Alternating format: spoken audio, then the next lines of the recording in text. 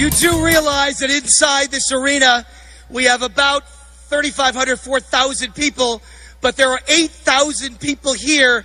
Another 4,000 are waiting outside that have not gotten through security yet. So we have a full house, 8,000. You are part.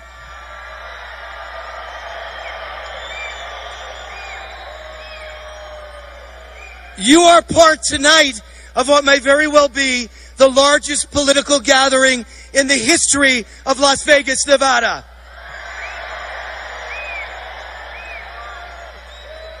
You do realize with 8,000 people here, there are actually more people to see Donald Trump in this arena and waiting outside than the total amount of votes for Hillary Clinton in the entire state.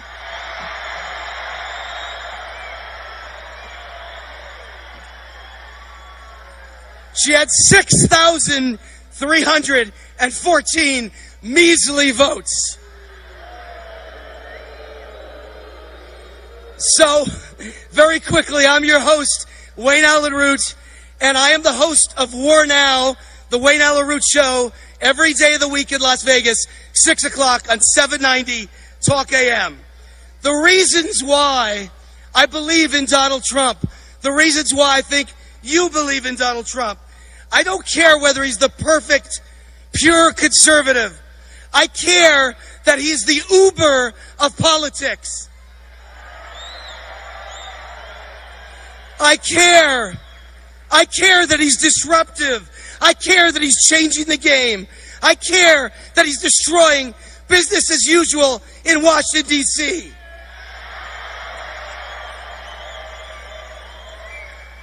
I care that he will go to Washington and rip it up, turn it upside down, dismantle it.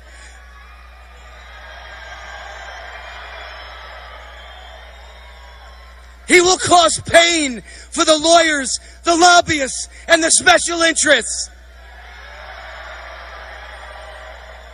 He will hold the people who have ripped you off accountable. He will punish them. He will put them in prison. And he will say, "You're fired."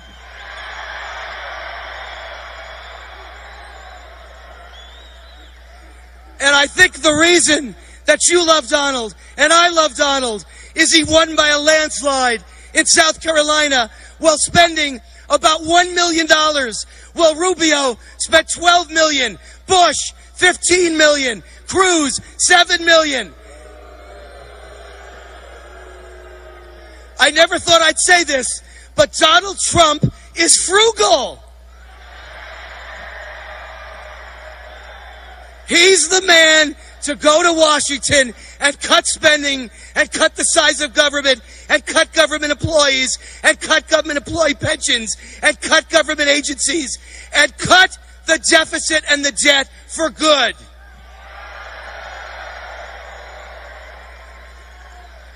A president who saves money, who knew? All right, so without further ado, we've got a prayer tonight for the invocation to bless our country, to bless all of you patriots, and to bless Donald J. Trump. Let me hand it over to George Harris, the chairman of Nevadans for Sound Government. George, come on up. Thank you, everybody. As you can see this, we lose 22 veterans a day, unfortunately, to suicide, and Mr. Trump's going to try to help stop that. If you all please bow your heads. Heavenly Father, please bless this group, please bless our country, and please bless our soldiers, and please bless Mr. Trump, who's going to come and take our country back. Please protect us and watch over the United States of America. We ask these things in your name. Amen. Thank you, guys. Thank you, George Harris. Now for the Pledge of Allegiance, Judge Donald Mosby, one of the longest-serving judges in the history of Nevada. He consistently fought for justice and the rule of law, and now, not surprisingly, Judge Mosley is a supporter of Donald J. Trump.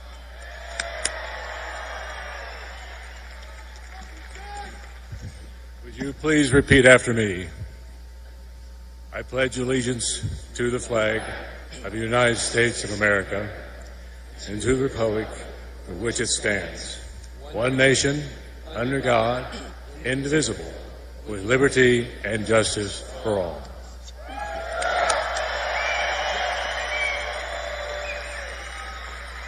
Thank you, Judge Donald Mosley. I want to introduce the man who's going to sing our Star-Spangled Banner, Daniel Emmett. Daniel's an emerging recording artist from Las Vegas, and he's releasing his debut album later this year. Ladies and gentlemen, Daniel Emmett.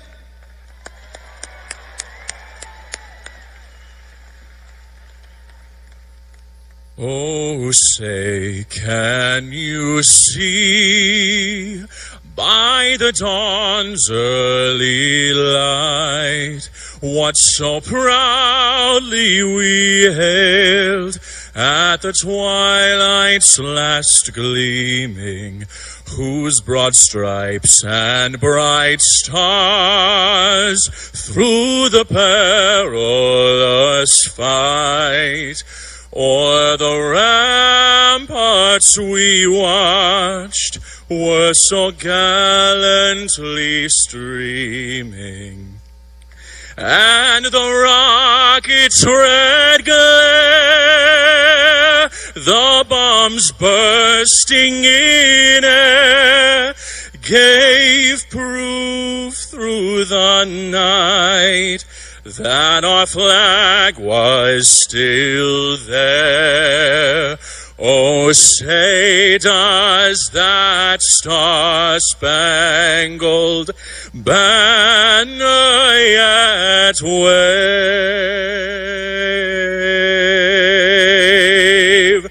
o'er the land of the free and the home of the brave?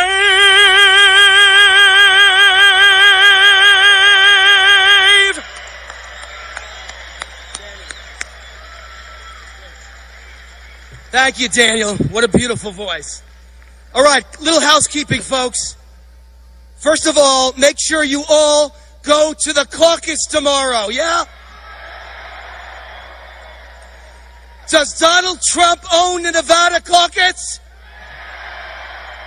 All right, so to find your caucus location, we need you to go to donaldjtrump.com/Nevada. Got that?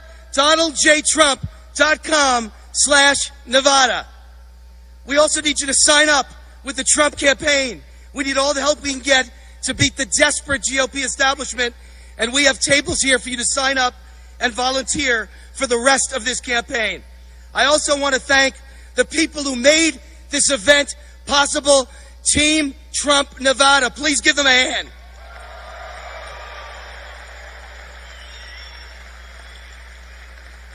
And a hand for Team Trump Executive Director of State of Nevada, Charles Munoz. All right. I have a few thoughts to share, and then I'm going to hand the evening over to the men you came here to see, Joe Arpaio and Donald J. Trump. So, I'm not here today as a politician. Like Donald Trump, I'm an anti-politician. I'm here today as a taxpayer, as a small businessman, as a blue-collar SOB, son of a butcher, as a homeschool dad of 4 children, and an evangelist for capitalism, American exceptionalism, and the American dream. Donald Trump represents the antidote for what's wrong with America. Too much government, too many people working for government, too much spending by government, too many people depending on government checks. Most of the people working in government in Washington, D.C. should not be running a bodega. I wouldn't let Obama or Hillary run my Dairy Queen.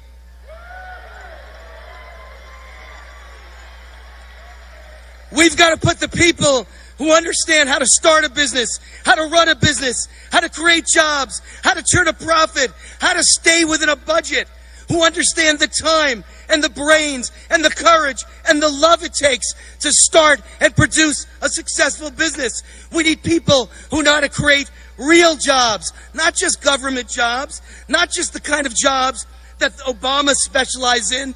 Jobs flipping burgers, jobs washing dishes, jobs mowing lawns. We need real middle-class jobs. But the current administration, and Hillary Clinton wants to keep up everything the current administration has done, has turned the entire U.S. economy into a hostile work environment. Here's what Donald Trump offers to America: a fresh start, a new beginning, economic freedom, opportunity and mobility, middle-class jobs, and yes, a chance to be wealthy and successful again. He will put America and Americans and American jobs first.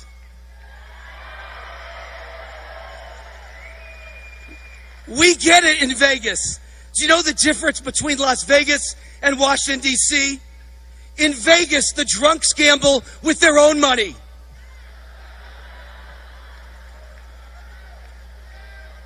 Nevadans intuitively understand and have always understood that government is not our friend, that government fails at most everything it does, because we were the home, folks, of the most successful legal brothel in the history of America, the Mustang Ranch. You know that story. The owner of the Mustang Ranch built a $100 million business that he was accused of cheating on his taxes. He fled the country. He was indicted. The federal government took over his brothel, and they drove it into bankruptcy in 1 year.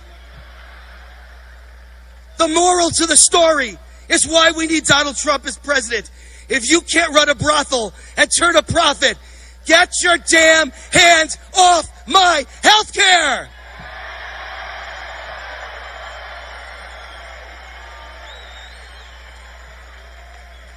And by the way, if law enforcement really wants to get serious about ending all forms of prostitution, start by arresting the pimps that run the world's biggest brothel in Washington, D.C. Harry Reid, Nancy Pelosi, and Hillary Clinton. See, we have the winning message. If you can't get the voters fired up over this philosophy, over this message, you have the wrong candidate. And for far too long, Republicans have had the wrong candidates. Now we have Donald J. Trump.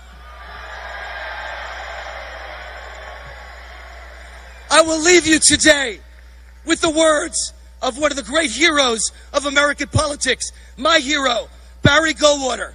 Barry Goldwater once said, "The day will come when we entrust the conduct of our affairs to men and women who understand that their very first duty as public officials is to divest themselves of the power they've been given."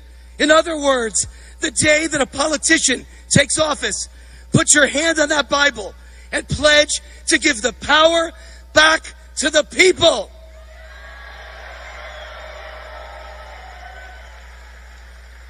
That's why we all support Donald J. Trump. All right, so now I have the honor of introducing Sheriff Joe Arpaio.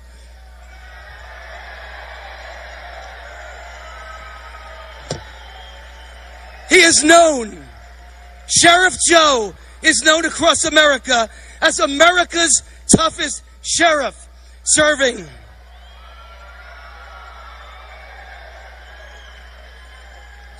Maricopa County, Phoenix, Arizona, since 1993. He is the toughest sheriff in America against illegal immigration.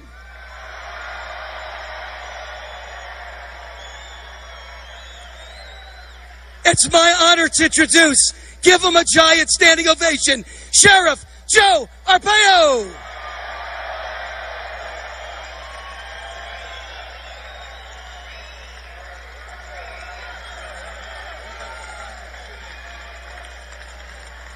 Thank you. I only have 5 minutes. That's difficult for me. But anyway, thank you very much. I love Nevada. I was a cop in Las Vegas Police Department in 1957. I was very young when I joined. But then I became a federal narcotics agent after that assignment in Vegas, and that propelled me into my future to fight the drug traffic. So I was stationed in Turkey, Mexico City, South America, Texas, Arizona, so I do know where the Mexican-U.S. border is. And this is, I have to be careful. This is not a resume on me. I'm here to support Donald Trump. So I have, in my 24 years as sheriff, endorsed and campaigned for 4 other presidential candidates running for office. But this one is a little different. A little different. It's not only that we seem to be on the same lane, but he's the best for America in this time and period. So I'm very excited supporting Donald Trump. Very excited. And I hope that all of you are, and I hope that the people will understand where he's coming from and make sure he becomes the next president of the United States. So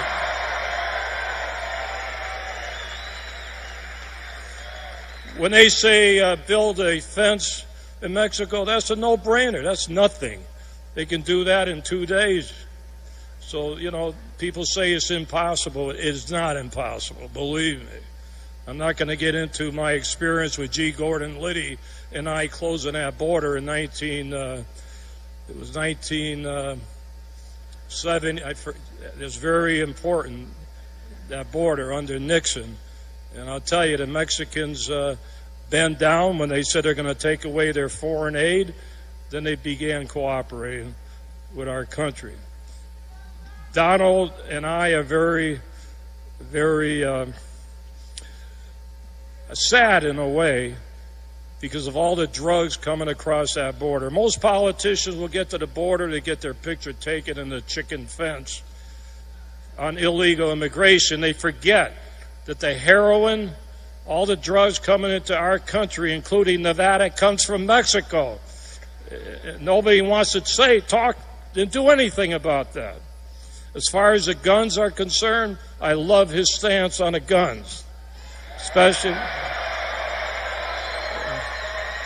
And 3 days before California, I went public and said 250,000 people in our area that carry concealed weapons, they ought to use those weapons when you have a rampage in killing people and take the guy down. That's what I said. And when Donald talks about ISIS and going over there, you never negotiate. You destroy them. That's what you do. But what I like about him, he tells it like it is. Most politicians they're very politically correct. Have you noticed that? Nobody says anything. I can never understand. But I understand when he talks. And I think most people understand. Some may not like it, but that's tough. So you got to work hard. I was on the airplane coming in here. I won't say which airline, but I get pretty good support even from the pilots, which makes me happy. But even the, what do you call them now? I call them stewardess. That's how flight attendant, you know. They even come up to me and they whisper in my ear, "Oh, I'm glad you're supporting Trump." Why do they have to whisper? Come on, come right out and say it. So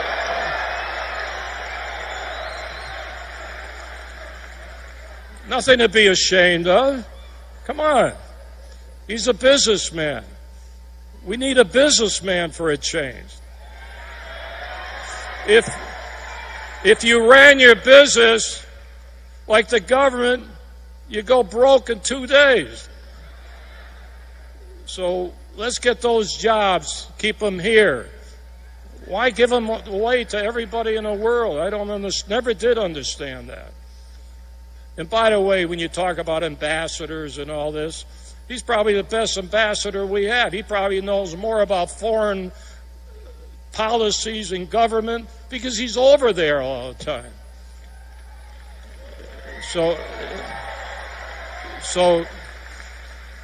I don't have much time to get the tents. By the way, we just reached 500,000 people in the tents that I put up in 1993.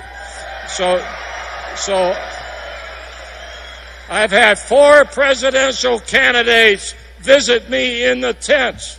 4. And they all lost.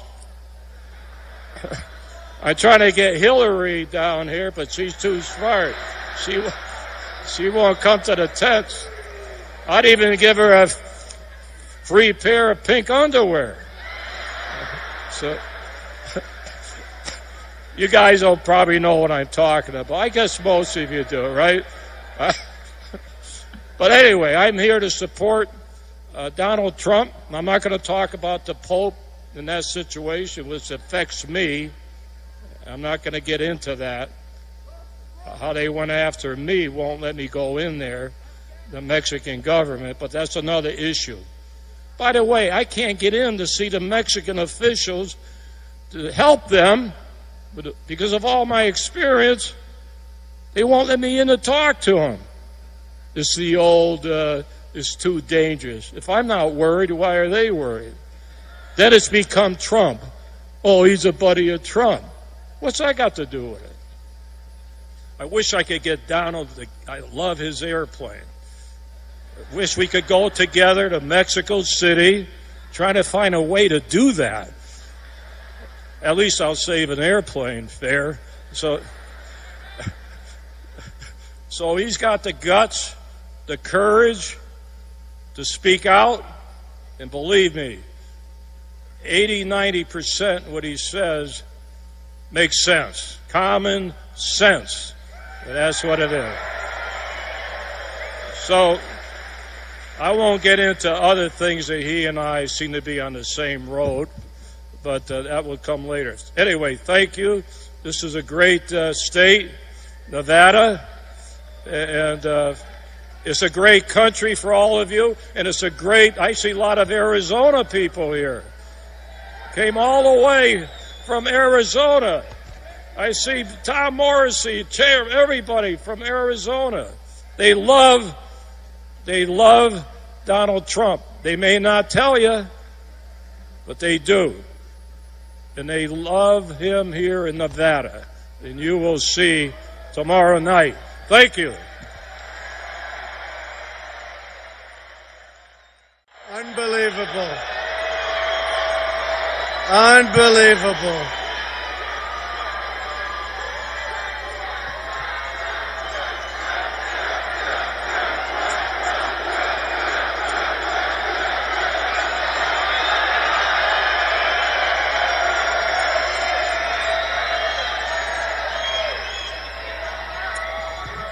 Oh, boy, you better get out tomorrow. You got to vote tomorrow. You got to vote, vote, vote.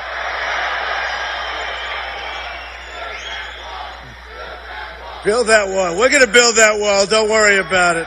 We're going to build that wall. We're going to build the wall. And who's going to pay for that wall? Who?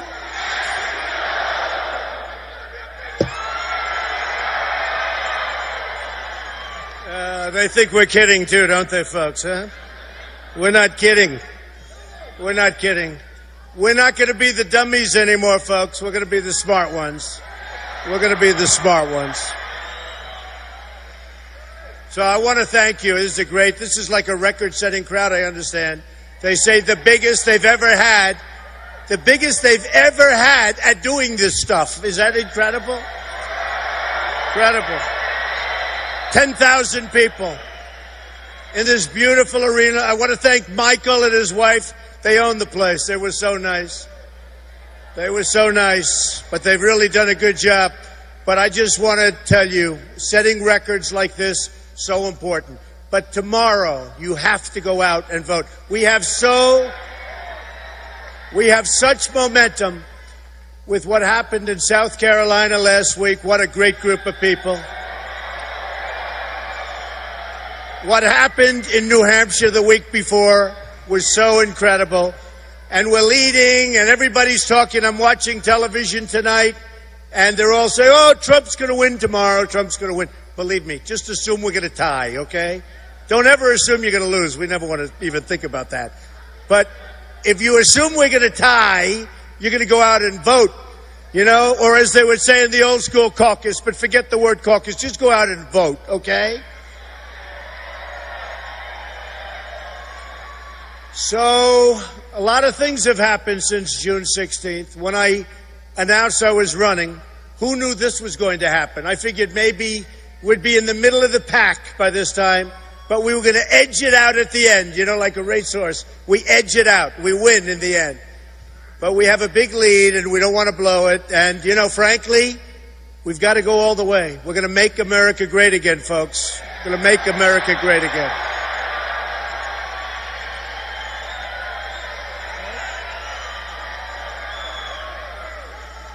We're going to make it better than ever before. You know, the fact is that over the last 6 months, 7 months, I've been going around, and every crowd, it's like this all the time.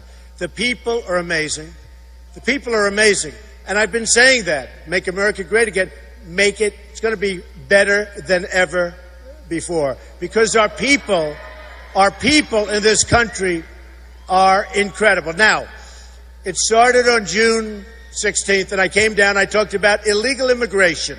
In fact, we have Sheriff Joe. Where's Sheriff Joe? I love Sheriff Joe. I'll tell you what, there he is right there. When Sheriff Joe endorses Trump, that means there's nobody like Trump on immigration. That we know. That we know. Thank you, Sheriff Joe. Thank you. And so it started with that, and it started with trade. And I made a speech in Trump Tower. I took a deep breath because, you know, it takes guts to run for president, I want to tell you. And I don't do this. You know, I don't do this. Other guys have spent $148 million, and I'm self-funding, by the way. I'm spending my own money. I don't need these people. I don't need their money. Very important. I don't know if I get the credit for that. You know, to be honest, when you go into a booth and you vote, I don't know that I get the credit, but I will tell you, these people are all taken care of by their donors, their special interests, and their lobbyists. 100%. 100%. Well, I used to be those people, just so you understand, you know. Who knows the game, right? Who knows the game? But I understand what it takes. So when somebody gives you $5 million and they represent the pharmaceutical industry, and they come to you and they need a favor, you know, you want to be an honest guy, but, you know, it's hard to say, like, no. You don't have to say, but believe me, they have you 100%, and what's good for the country is not going to be the thing that's done. When they come to see me, and they say, you know, we need this or we need that, I say, folks, I have no interest. I got to do what's right for the country. We're going to straighten this thing out. We're going to straighten it out.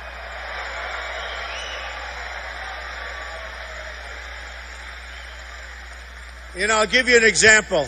Terrible thing happened. This week you saw Carrier, right? Carrier air conditioning. So my son Eric, who's here with Don, they said, you know, we ought to write a letter. These are activist sons. They're actually great sons. Where are they? Where are they? These are great sons. There they are.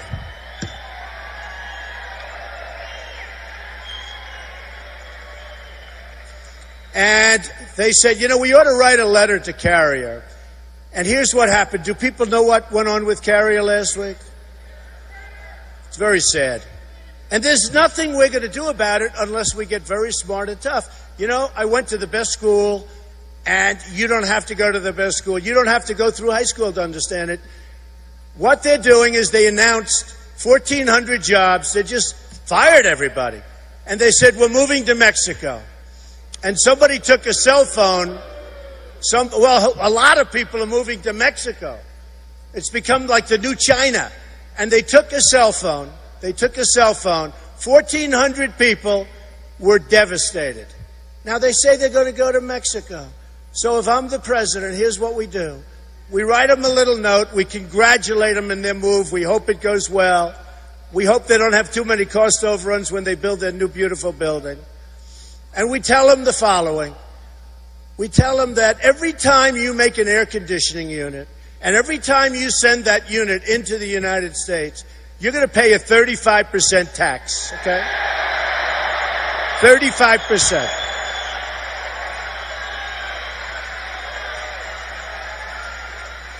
And it's going to be amazing how those numbers are going to change, right? It's going to be amazing. And I don't care. And they're going to call me. They won't even bother with the lobbyists because the lobbyists won't have given me money. The special interests won't have given me money. Their donors won't have given me money. When I went to the last debate, you saw that mess. I didn't have anybody there. I had my sons, my wife, I had a couple of people there. And the whole room was stacked with special interests and donors. And guys got up and spoke so badly, and the audience went crazy. And I looked, and I knew half the people in the room. They're all special interest guys. One represented pharmaceuticals. You know, I mean, you look. We've got to put our country back together. It's a mess. It's a mess. We got to do it. So, as an example, the drug companies. A doctor comes up to me, very big doctor. He says to me, you know, Donald, we're dying with Obamacare. It's a killer. It's no good. Not working. It's not working. He tells me he has more accountants than he has nurses. Not too good, right, to hear that. But he said, you know that they don't bid out drugs with the largest drug buyer in the world, the United States, and we don't bid them out. I said, well, I'm surprised to hear that, but not that surprised because the drug companies and pharmaceutical companies are all making massive campaign contributions to the people I'm running against and to all the others. And I say, I will. But I won't use that expression because I'll get in trouble with these people. They'll say, do you know what he just said? It was so, right? So I won't say it, but we will do that. We will do exactly what you said. So I said what happened. I said, yeah, that's okay. You can sit down. I said what happened is that they're all being taken care of. If we bid out pharmaceuticals, drugs, and those things, we would save each year $300 billion. $300 billion as a country. Now you have that with the military going on because the military outfits that make the weapons, even if their weapons, what's wrong? Do you have a little protester? Get him the hell out. Get him out.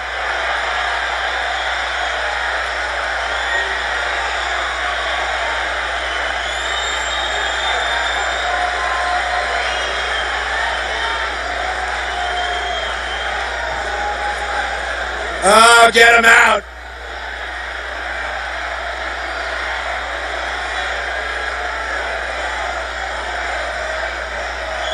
Where's the protester? Where is he? I don't even see him.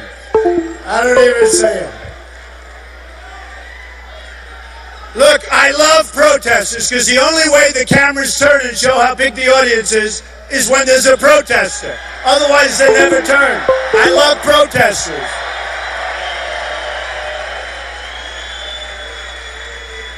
Don't worry, it's okay.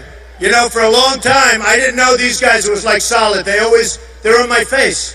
And you know the story, I've said it before. My wife, I go home. I say, how did I do? Did you see how big the crowd was? I've had 35,000 people, 25,000, 20. We have the biggest crowds by far of anybody. Much bigger than Bernie, although I will say Bernie is second. He is second, but much bigger. But I think he's heading down. He's heading down. Looks like Bernie's heading down. Looks like Hillary's going to get a pass on her email scandal. But we will be bringing it up. We'll be bringing it up. Looks like we're going to be running against Hillary, which is good. How did she get a pass on that deal? How? Right? It won't happen. It won't happen. It won't happen. So with these cameras, So they never show the audience. So I said to my wife, did you see the size of that audience tonight? We had 25,000 people. Did you? No. They just keep it on your face. And then I realized they're instructed never, ever show the audience. And the other night, recently, I had 12,000 people. Yeah, go ahead. Go ahead. Go ahead.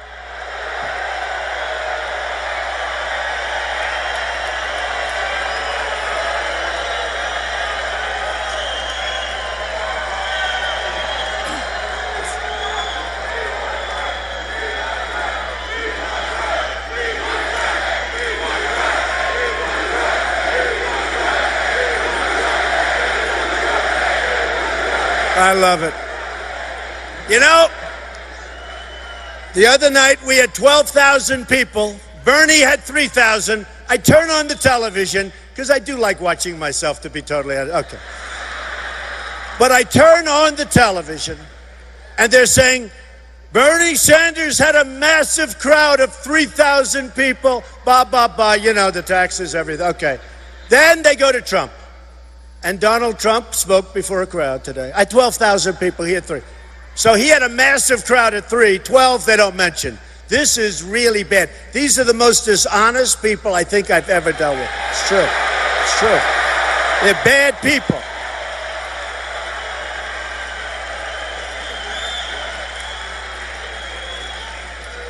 Bad people. But we learn to live with it. Not all of them. They're not all bad. There's about 80% bad. 10% okay, 5% good, and 5% very good. All right? That's not bad. That's not bad.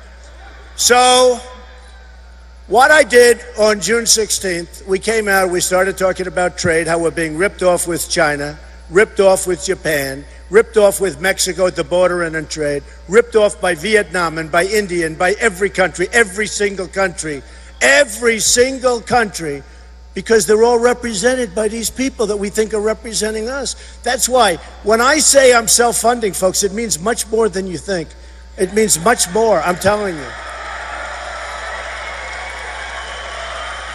You know, if it's a tie, they should vote for me, is what I'm saying. And if it's like somebody 20% better than me, and I don't know why that would be possible, they should vote for me. Anything more than 20, 25%, go with the other guy. I will say this, look, these are the most dishonest people I've ever dealt with. Politicians. Now, I've dealt with them all my life, so I'm not surprised. It's not like I'm shaken up. But this guy, Cruz, lies more than any human being I've ever dealt with. Unbelievable. And he holds up the Bible, and he lies. And then he holds up the Bible again, and he lies. And you know, it was sort of cool, because at the last debate, Rubio, nice guy. Nice guy. No, but he looked across, and he said, you're a liar. And I've never heard a politician call another politician a liar. It was a thing of beauty. I've never heard it. So it then gave me cover. But he says so many things. You know, in the last election in South Carolina, the morning of the election, think of it. You think it's all done, and now you're going to wait around. You're going to have a nice, easy day. But tomorrow I'm going out to all the caucus sites, by the way, just in case you, okay? I'll be at a lot of them. And you better be there. If you're not there, I'm going to be so angry. I don't want to turn on the television and say, you know, Trump has the biggest crowds, the highest popularity. Everybody loves the job he's going to do, but his people were too damn lazy to go out and caucus, all right? Don't do it. Don't do it. Don't make me have a miserable evening. And then after this, you know what happens, right? After this, we have the whole SEC. We're going to do so great. We have Georgia, Tennessee. We have so many great ones. We have Texas. I think we're going to do very well in Texas, I think. Because, you know, the evangelicals were supposed to go with Cruz. They were supposed to go with Cruz. But you know what? Honestly, I won the evangelicals by a lot. You saw that, right? Actually, I won everything. I won short people, tall people. True. I won fat people, skinny people. I won highly educated, okay educated, and practically not educated at all. I love them all.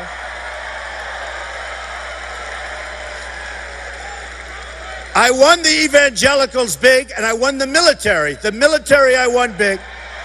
Big. I won the vets. The vets, oh, those vets. I love those vets. We're going to take care of those vets. We are going to take care of our vets, right? These are the greatest people. I meet so many, the wounded warriors. I love these people. They have more courage, more guts, I hate to say it, than all of us put together. These are the most courageous, most incredible people.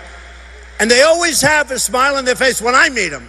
And boy, oh boy, oh boy, they've taken some shots, and they are amazing people. We got to take care of those people. Those people are great. We wouldn't be here if it wasn't for those people. And we're going to take care of them. We're going to straighten out that VA mess. We're going to straighten out that corrupt. How about this? It's hard to even believe. It's not even like a believable number. 22 suicides a day. No, think of it from the vets. 22 suicides. That's unthinkable. It's unthinkable. Look at the signs. Oh, that's so incredible. Wow. That's so incredible. I didn't know this. That is incredible. Who would think this? Who would think it's possible? That is absolutely incredible. I didn't know you were going to be doing that. That is good. So we're going to straighten out the vets. So vets, don't worry. We're coming. We're coming. We're going to straighten out a lot of things. We're going to get rid of Common Core. You know, we're last. We're getting rid of Common Core. We're going to make education local. Do you know in the world, top 30 in the world, we're number 30. That means we're at the bottom of the list, but we're number 1 in terms of cost per pupil, by far. Number 2 doesn't even exist. Number 2 is so far away it doesn't even exist. We're number 30, and yet we're number 1 in the cost per pupil, right? So let's look at my campaign. I spent a lot of money, but I spent by far the least amount of money, and I'm by far number 1, okay? Isn't that good?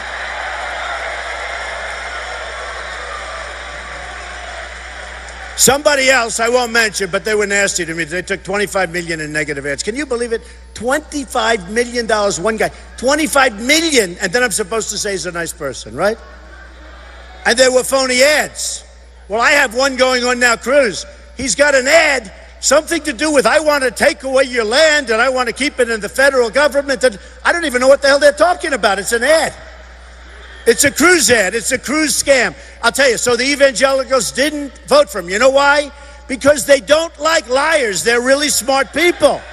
They don't want to vote for a liar. But it is true. I have an ad running right now. It's a Cruz ad. Something to do with, and a couple of people told me this, that I am backing the federal government to keep the land that's currently owned by the federal government, and we should give that land to everybody and divvy it up or something. I'm saying to myself, well, it's not a subject I know anything about. It's a hell of an ad, but this is a Cruz ad. This guy is sick. There's something wrong with this guy. On Saturday, when we had the vote, in South Carolina, Saturday, I wake up, I figure this is going to be a nice, easy day. So I get hit with a call from my management people, who, by the way, did a fantastic job. Corey, Hope, everybody. They're fantastic. And I get hit early in the morning that somebody did a robocall, but Cruz denied it. I said, wow, that's strange. Who would do a this is the day of the election. You just sort of don't do that stuff you're not supposed to. But that I didn't mind. But the robocall had to do with the Confederate flag. This was not a good robocall to get at 8 o'clock in the morning. Then I had a second robocall at 12 o'clock, and the total lies, the whole thing was, I'll just tell you, I won't go into subject matter. a second robocall on election day. And it said, and this one had to do with gay marriage. And this goes to everybody in the area. This goes to everybody. South Carolina, incredible people. And I said, man, if I get hit with 2 robocalls like that, how can I possibly win? So I figured I was going to, how can you win? The people were so smart. And I won in a landslide. Can you believe that? We won in a landslide. I was going to tell you 2 other categories. I won with men, but that's not important to me. I won with women. That's very important. Very important. That.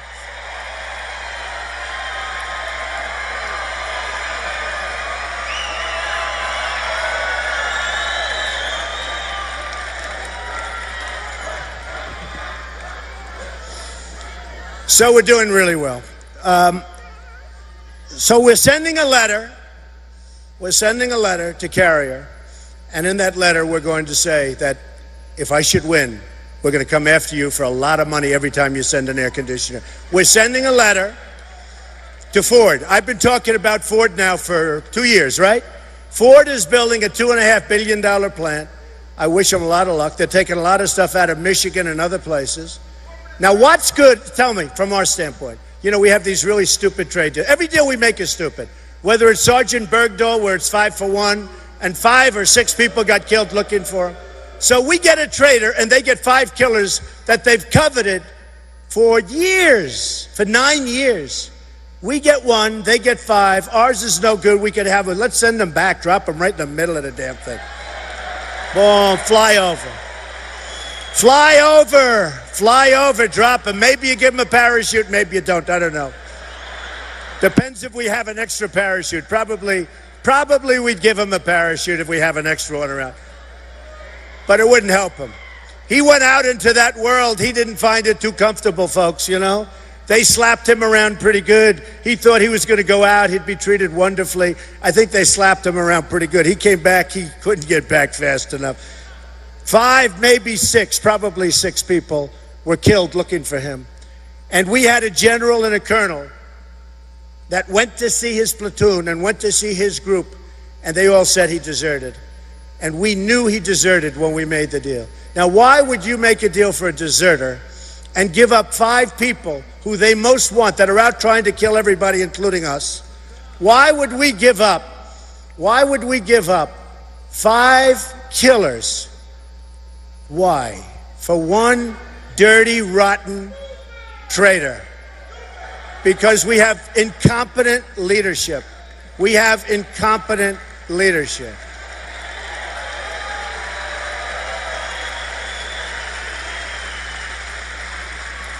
If they didn't know, that would be terrible. But knowing, it makes it to me even worse. Is that a correct statement, Mr. Navy, right? My man over there, he's shaking his head. He's going, yeah, there's a guy. There's a guy. I know my people. I know my people. And we're not going to make deals like that anymore. We're not making an Iran deal where we give them $150 billion and we get nothing. We get nothing. Think of it. We go into the Iran deal. It started when? Years ago. How long have they been negotiating?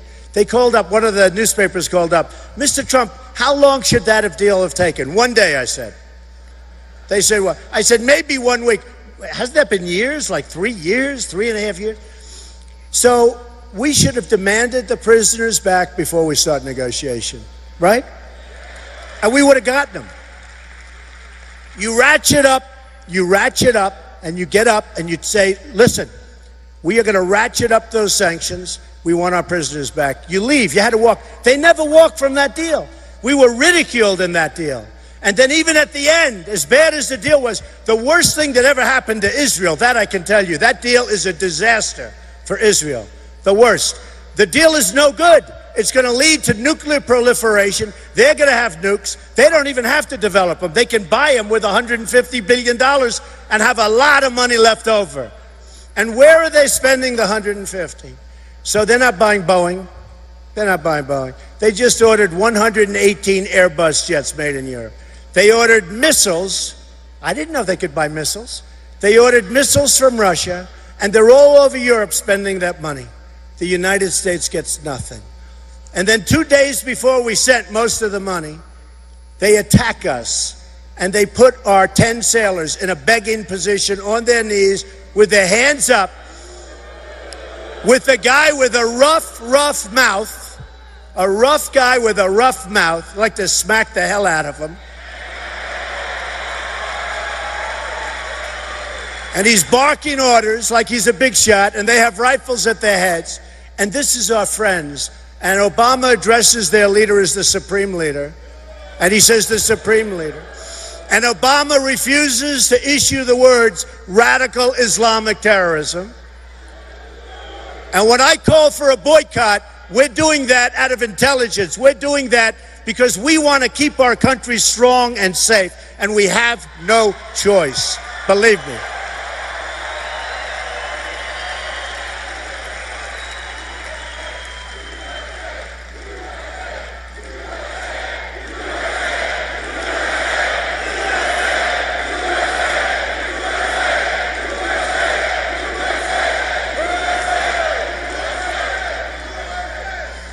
So we have some amazing things going on in this country, but we're going to make it so strong.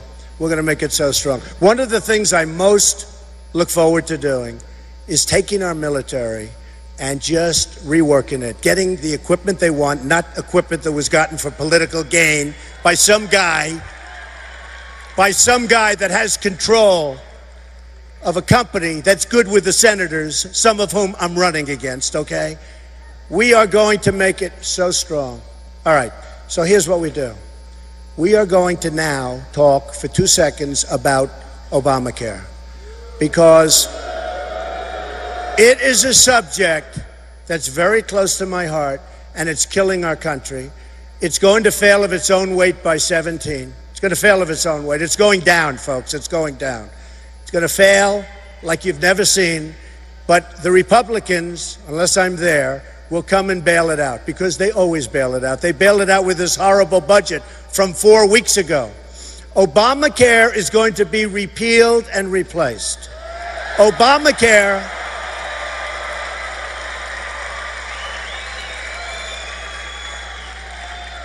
We're going to have a strong country again, and Obamacare has to go. We can't afford it. It's no good. You're going to end up with great health care for a fraction of the price, and that's going to take place immediately after we go in, okay? Immediately. Fast. Quick.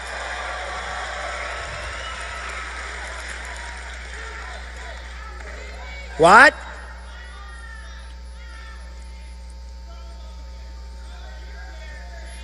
Okay, it's not working for you, right? Not working. Okay.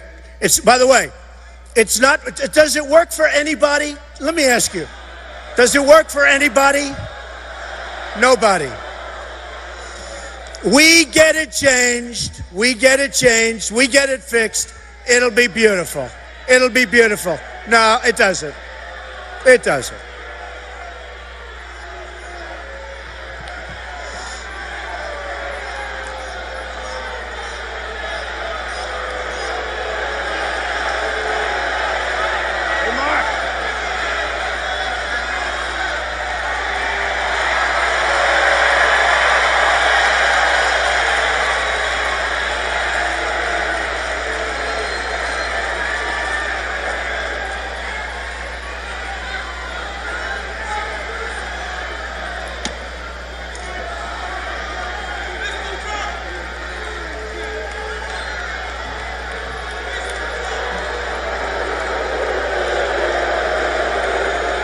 Wise guys.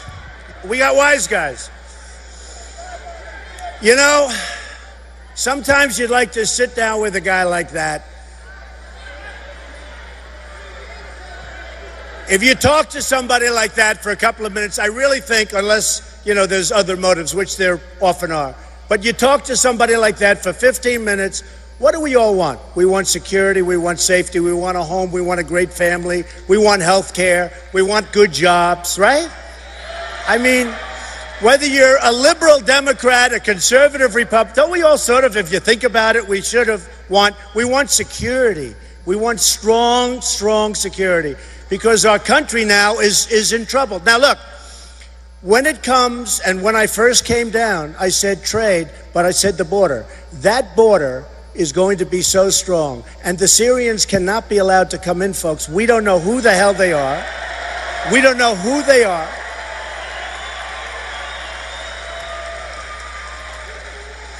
We don't know who they are. There's no paperwork. There's no documentation. Do you ever look at that migration? You say, look at all the young men. Where are the women? Where are the children, right? Take a look at what's happening to Germany. It is a disaster what's happening to Germany. What's happening to Sweden. What's happening to Brussels. You just take a look. It's not going to happen to our country. We're going to make our country...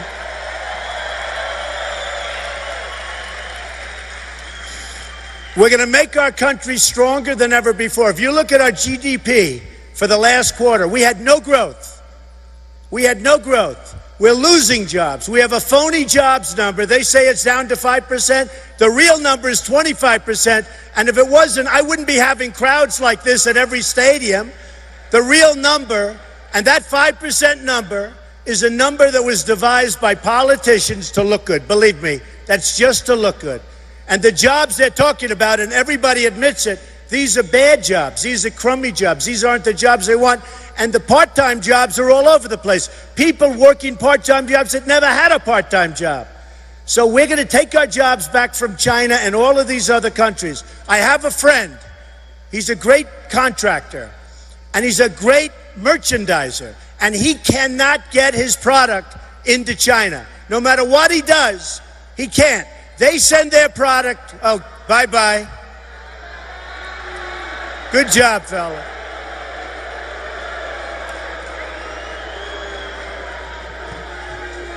Bye-bye. Look, see, he's smiling. See, he's having a good time. Oh, I love the old days, you know? You know what I hate? There's a guy totally disruptive, throwing punches.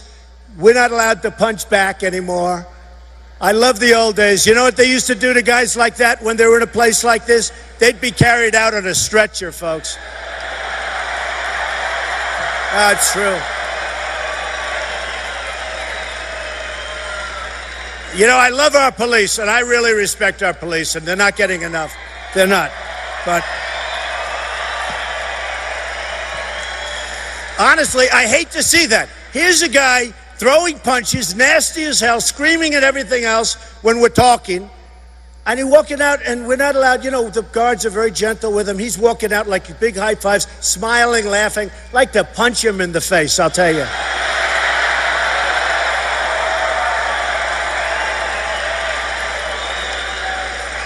You know, it brings up something. 2 debates ago, they hit Ted Cruz with a question. And this guy's so overrated, it's ridiculous. They hit him with a question.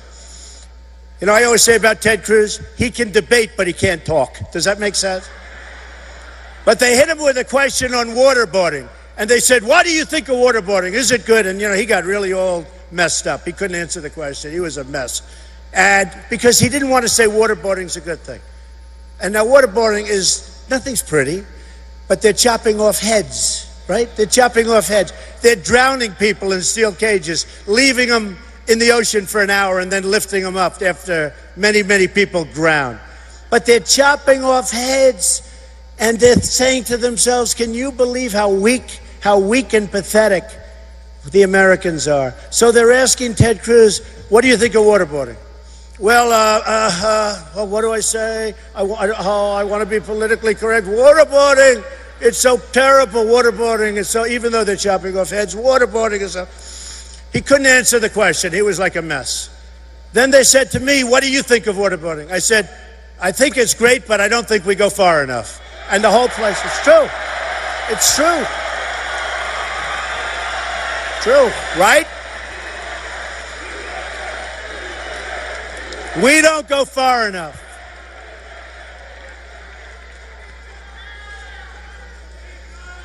We don't go far enough. And now the press will write tomorrow, Trump is a mean guy. I'm not a mean guy. I'm not a mean guy. I'm just a guy that doesn't want to be pushed around by a bunch of animals. These are animals.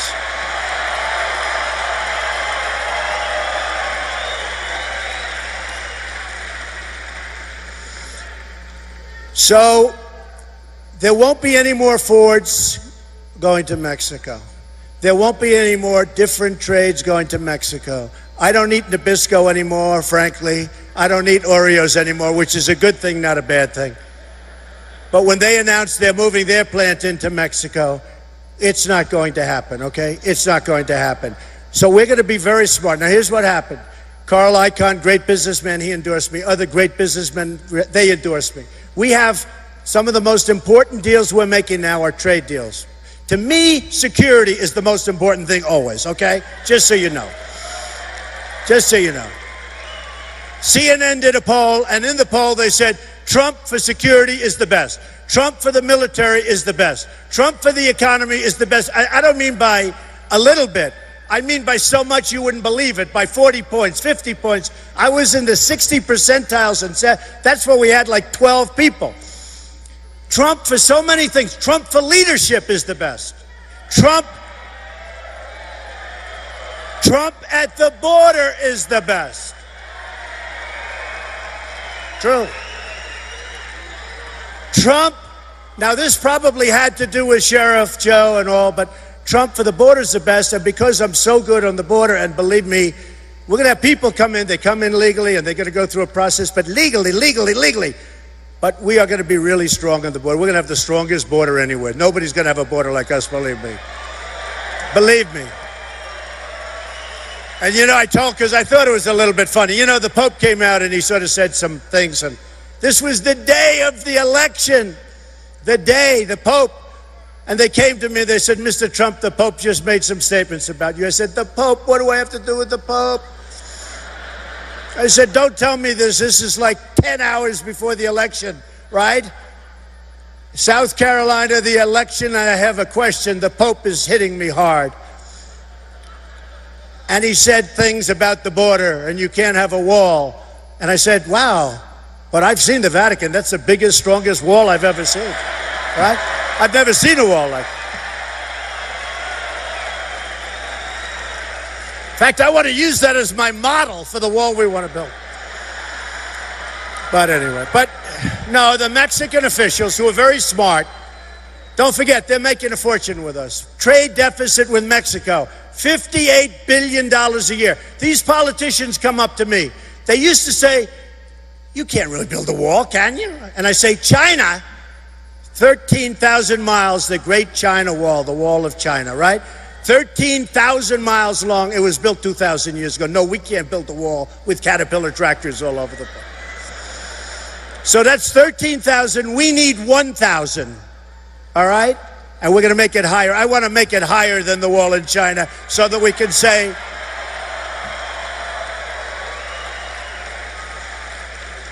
won't be as wide, but it'll be higher, okay? That I can tell you. So we go on, and let me just explain something.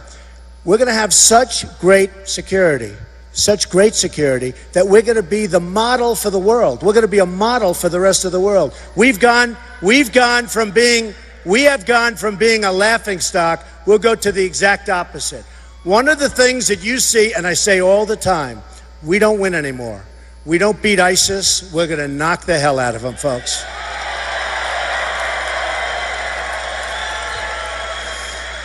We don't win with health care. We're going to have great health care. We don't win with education. You know, I was going to say on education, right? To be ranked number 30th and to spend that kind of money is so sad, We're going to balance our budgets relatively quickly. I don't want to do it too quickly, but it can go very quickly. Some of the politicians said we think we can balance them over a 25-year period. Do you believe that? Over a 25-year period. There was a man in baseball. Did anyone ever hear of Charles O. Finley? Charles O. George Steinbrenner was a great friend of mine. Charles Finley used to drive him crazy. He said, Donald, this guy is so great. He had no money, but he would have the best team. He had Catfish Hunter. He had Reggie Jackson. He had the lowest salary in baseball by far, right, for those, and he won 3 World Series in a row. Then he'd take the players, Reggie Jackson, and he'd trade them. That's what we want to be. We don't want to spend our money. We want to be the best at everything without having necessarily to spend it. It's like I say, to spend the least on a campaign and to be the best. We want to do that for our country, and we're going to do that for our country. We're going to.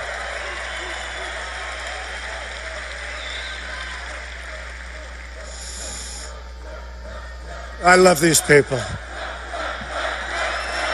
I love these people. So, the most important thing we can all do, we got to do, I'm telling you, I'm going to be at every one, I'm going to be all over the place tomorrow. The most important thing we can do is, I'm not going to use the word caucus. I'm going to use the word just vote, because people say, I don't want to give you an excuse. What the hell is caucus? Nobody even knows what it means. We have a great Republican Party right here in the state. Where is my Republican Party? Where are they? Where's my leader? Where is my leader? And they're going to be watching. You know, it is Las Vegas. It's a little tricky.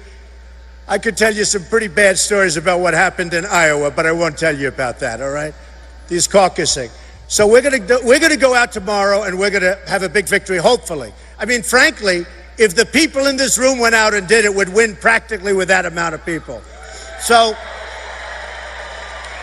we're going to go out tomorrow and we're going to get it started. You look at the cover of Time magazine. The cover of Time magazine from a couple of weeks ago, it talks about the movement. It's a picture of me standing like this with a massive audience, a picture of the back of my head, and I had my hair combed just perfectly. It was so good. I don't know if they did a touch-up, but I liked it. But it was a picture of me speaking to a massive crowd of people, and they said, there has never been a thing like this that's ever happened in politics in the history of this country. Amazing.